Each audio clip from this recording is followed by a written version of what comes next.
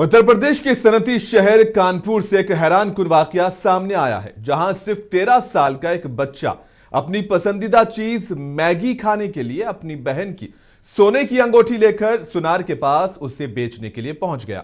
क्योंकि उसे मैगी के लिए पैसे चाहिए थे, इसलिए उसने अपनी बहन की कीमती मंगनी की अंगूठी चुराई और इसे फरोख्त करने के लिए जेवर की दुकान पर पहुंचा। दुकानदार को जब बच्चे के रवैये पर शक हुआ तो उसने होशियारी का मुजाहरा करते हुए बच्चे से उसके घर का फोन नंबर लिया और फौरन उसकी मां को फोन कर दिया और मां के पहुंचने पर सारी हकीकत सामने आई, जिसके बाद बच्चे को समझाया गया और सुनार ने अंगूठी मां को वापस कर दी।